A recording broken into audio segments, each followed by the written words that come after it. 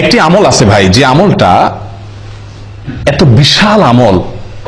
বিশাল আমল যে কয়েক মিনিটে আপনি হাজার হাজার বছরের রোজা রাখা, নফল সিয়াম পালন করা, হাজার বছর নফল সালাত পড়া, নফল নামাজ পড়া সওয়াব কয়েক মিনিট আপনি অর্জন করতে পারবেন। বলবো পদ্ধতিটা? সুবহানাল্লাহ। নবী সাল্লাল্লাহু আলাইহি ওয়াসাল্লাম বলেন, মান গাসসালা ইয়াউমাল জুমআতি ওয়াক্তাসাল ওয়া বাক্কারা ওয়াবতাকার ওয়া মাশা ওয়া লাম ইয়ারকাব ওয়া দানা মিনাল ইমামি ফাস্তামা ওয়া লাম ইয়ালগু। যে ব্যক্তি 5টা কাজ করবে জুমার দিনে, শুক্রবার দিনে যে ব্যক্তি কয়টা কাজ করবে? 5টা কাজ। আসলে কাজ একটা, 5টা শর্ত পূরণ করে একটি কাজ করবে, সে ব্যক্তির জন্য আল্লাহ সুবহানাহু ওয়া তাআলা কি রাখছেন বিনিময়?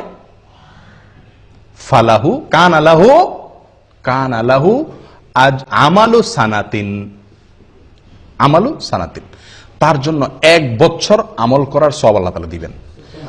কান আলাহু বিকুল্লি খুতওয়াতিন, প্রতি পদে প্রতি কদমে 1 বছরের আমলের সওয়াব। 1 বছরের কি আমলের সওয়াব সেটাও হাদিসে বলা হয়েছে, সিয়ামুহা ওয়া কিয়ামুহা ও কামা ক্বাল। 1 বছর নফল সিয়াম রাখলে, 1 বছর নফল নামাজ পড়লে যে সওয়াব হবে, 1 বছর 365টা নফল রোজা, 1 বছর তো 365 রাখাও যায় না, এই 1 বছরের নফল রোজা এবং 1 বছরের নফল নামাজের সওয়াব পাওয়া যাবে প্রতি কদমে। জুমার দিনে আপনার বাসা থেকে মসজিদে আসতে কত কদম দূরত্ব আছে সেটা আপনি যদি ধরেন 100 কদম দূরত্ব থাকে, এরকম তো আমাদের সবার এর বেশি থাকে, বরং 100 কদম দূরত্ব থাকে আর 100 কদম হেঁটে আপনি মসজিদে আসছেন, 5 শর্ত পূরণ করে আপনি মসজিদে আসছেন 100 কদম পূরণ করে, তাহলে ওই জুমার দিনে ওই কয়েক মিনিট যে আপনি হেঁটে আসলেন, তার বিনিময়ে আপনি 100 কদমের বিনিময়ে কত বছরের নফল রোজা সওয়াব পাইলেন? 100 কদমের বিনিময়ে 100 বছর, 100 বছর নফল রোজা, 100 বছর নফল সালাতের সওয়াব পাইলেন ওই কয়েক মিনিটে।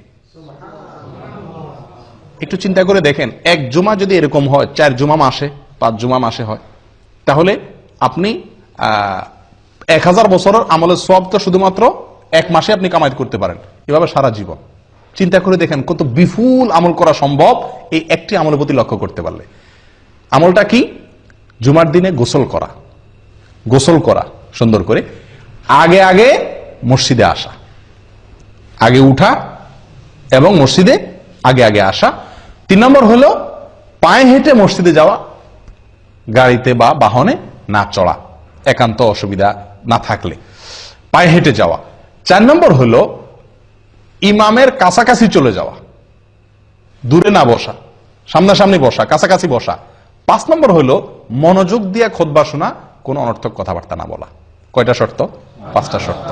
গোসল করা, আগে আসা, পায়ে হেঁটে আসা, ইমামের কাছাকাছি বসা, মনোযোগ দিয়ে খুতবা শোনা, কোনো কথাবার্তা না বলা। এই 5 শর্ত যদি পূরণ করে কি আসে, তাহলে প্রতি কদমের বিনিময়ে 1 বছরের নফল সালাত, নফল সিয়ামের সওয়াব পাওয়া যাবে। প্রিয় ভাইরা, মুহাদ্দিসিন কেরামরা বলেন, হাদিস বিশারদ অনেক উলামায়ে কেরাম বলেন, যত হাদিস আসছে সওয়াবের কথা, এটাতে এই সওয়াব, এটাতে অনেক হাদিস আসছে না, শত হাজার হাদিস বর্ণিত হয়েছে। এই হাজার হাদিসের ভিতরে একটি হাদিসে পাওয়া যায় না এত অতিরিক্ত বিপুল পরিমাণ সওয়াব সংগ্রহের সুযোগ আছে যেটা এই হাদিসের মধ্যে আছে। আমি কি বুঝাতে পারছি? কত বিশাল সুযোগ বলেন।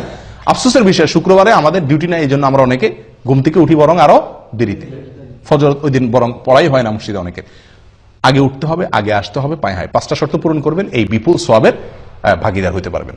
আল্লাহ তাআলা আমাদের সকলকে তৌফিক দান করেন।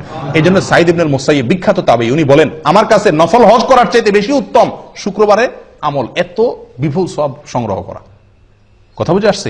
এই জন্য এই শুক্রবারের এই আমলটা খুব বেশি যত্নের সাথে করার চেষ্টা করি। আল্লাহ তাআলা সকলকে তৌফিক দান করেন।